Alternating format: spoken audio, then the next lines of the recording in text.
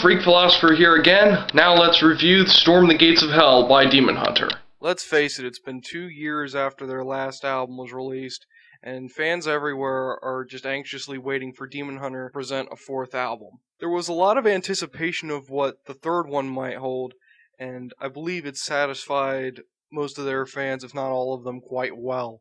There was a lot of questions raised about how the fourth album will follow up and how well this album will be in company with their previous releases. However, in 2007, everyone's questions were answered, and I believe that Demon Hunter went above and beyond what a lot of people were expecting.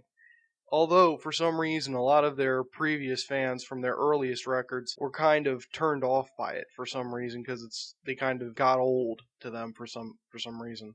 Why, I don't really know, because personally, Demon Hunter's fourth album, in my opinion, is definitely their best, taking the same aggressive elements from the first album, some of the dark, more cynical appeal of the second album, as well as the experimental stuff and electronic effects and use of keyboards and other instruments rather, like they did with the Triptych. The fourth album opens up and just throws you straight into the action with Storm the Gates of Hell, the title track, which really sets the tone for the rest of the record in a sense that it automatically, from the get-go, so it shows the urgency. It's just kind of like it's like one big pack of action spewed right into your face.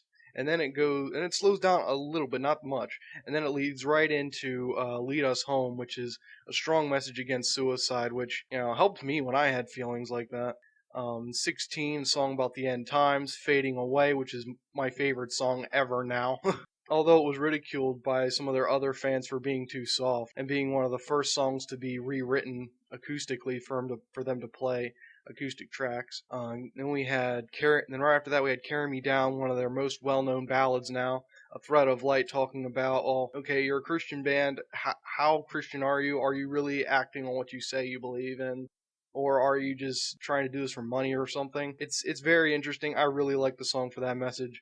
I Am You, talking about, how, you're struggling in your faith, so am I know how you feel. And, we'll stand together. Incision, I definitely relate really well to Incision, because it talks somewhat to the effect about, like, you hear a pastor talking, like it's a very, very conservative pastor, and you hear him talking, he's saying some things that you really like, you really agree with, like one night, and then you go to listen to another one of his sermons, and he's bashing your message. If you're a Christian musician, he's bashing your message, and the fact that you're using loud guitars and screaming to portray your message, and how irritating that feels when you have that happen to you. And then it goes into Thorns, which is another one of their most well-known ballads now, very, very loved among their fans. Follow the Wolves, very interesting song. It's a lot of fun to listen to, very fast. Fiction Kingdom, another one of my favorites from this record. It's so much fun to listen to because it starts off really heavy, and then it goes to this really odd sort of chorus, but it really brings you in, and it does not stop going. It just keeps on going. It doesn't slow down when they hit the chorus, even though clean vocals are in the chorus. It doesn't slow down. It just keeps going forward, and it's just a lot of fun. Then there's The Wrath of God, a very interesting song, and really helped bring into perspective about their mission. It's another one of those songs where they talk a perspective from those who just flat out hate God and just are trying to, avoid it as much as possible, instead of actually, addressing the issue of God's existence. Instead, they're just trying to run away from it as much as they can. And Ryan Clark is sort of ridiculing that idea. It's like, well, gee, instead of, confronting this problem and deciding whether or not you believe in it, you're just, complaining.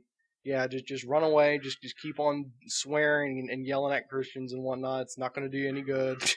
Basically. And there's also the 2 songs that were on the special edition and deluxe edition versions. No Reason to Exist was just, it's basically, if you're going to go all out doing artwork and it's not going to be for Jesus, you're really wasting your time, because it's really not worth it, because you do all this stuff for your projects and things, but it really, in the end, what good has it done you? I mean, if there's no Jesus behind it, what's the point? And the grand finale, it just really closes it out. It's a little more obscure sounding, because I guess that's why they didn't choose that song to be on the actual standard edition release, because it has sort of an obscure tone. Like it's more of an acquired taste, really, because it's sort of heavy, sort of not. At the same time, I mean, it's slower, but there's screaming. It's just a more peculiar song, even though it has a very rough lead guitar in the beginning of it. That's all I have to say for the music of it.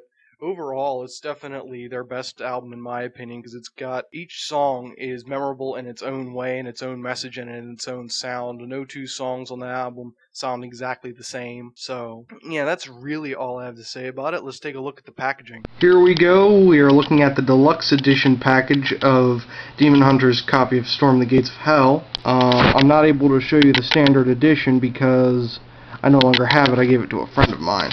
So let's take a look at this thing. Now, as you can see, it's split down the middle here, look like doors, the gates of hell. Okay, here we are, we're inside. Got this here, which is the one where they kept the CD in.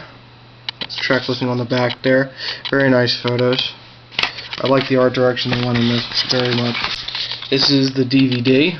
Here we got a booklet, which contains all the lyrics and notes about the lyrics, which I thought that was really cool, and I really liked the way this design was laid out. I'm a huge fan of that. And here they have a little thank you message for those who bought this version of the album. Another good picture. Pictures, lyrics. I love the way they laid this out. Definitely awesome.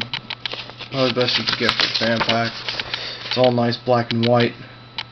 Love the little drawings on the sides. It's just very nice how they laid this all out. Very happy with it.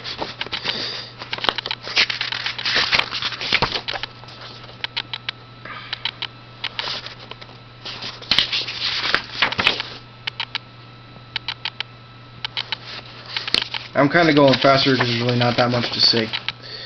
Okay. And there's more pictures from them in the studio. Awesome. So there's that, and then there's the back.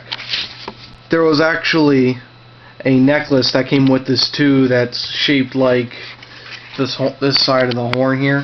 There was a necklace where the end was shaped like that, but I no longer have it. I gave that to someone else also, which I regret doing now, but that's another story. Band photos.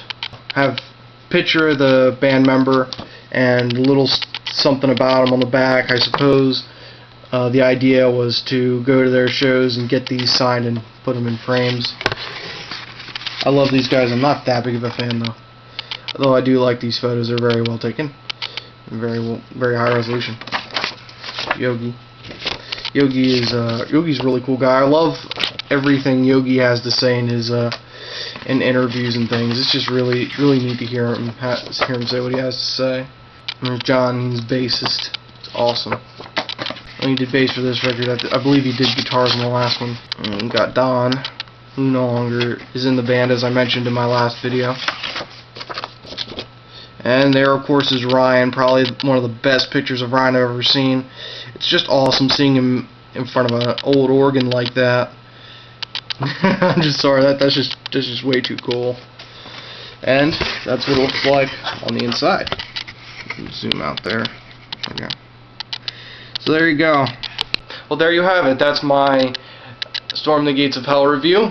Stay tuned in for next time when I review 45 Days documentary and CD. Freak Philosopher, over and out.